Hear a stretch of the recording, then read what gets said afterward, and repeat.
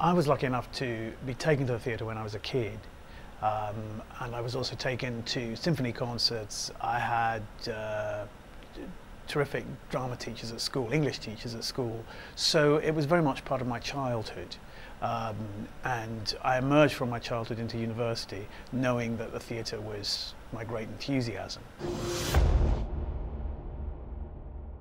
There's been a fairly conventional route into theatre direction and indeed into the artistic direction of theatres over the last few decades.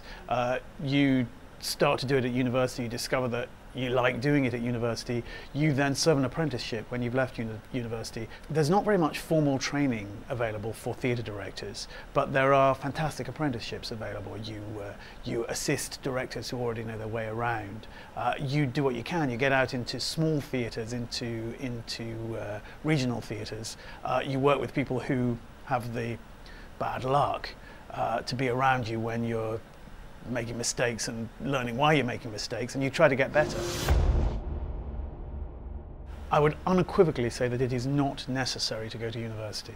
I would add to that very firmly that if you are remotely academically inclined, university is a good idea. But there's a big problem. If, for instance, you want to act, I do think it's a good idea to undergo 3 years formal drama training.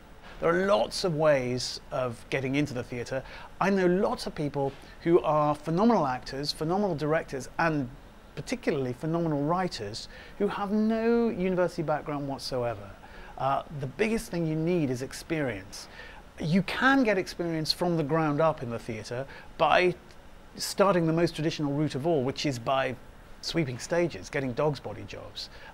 Some of the best people have come up that way.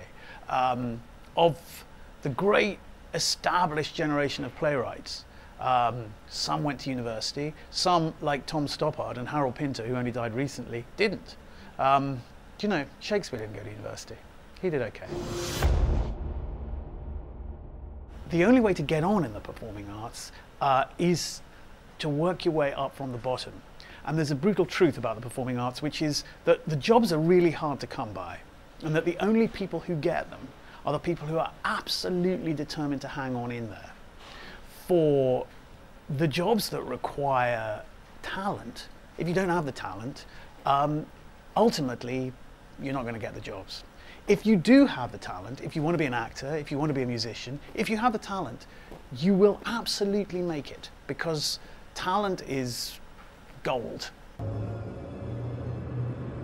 I think it's a really good idea for all kids in all schools to have access to the performing arts, to find out if they are for them. It's not compulsory. Some people are bored by them and aren't turned on by them and aren't galvanized by them, but there are an awful lot of people who are, and an awful lot of people who would turn out to be gifted if they were given access in the first place. I think recently the government has taken some very, very positive steps towards making sure that there is performing arts provision for everybody, and the government has laid quite a lot of stress on creativity in schools. Government for the last 10 years has been committed to investing in the arts to make sure that everybody who wants to be interested is interested.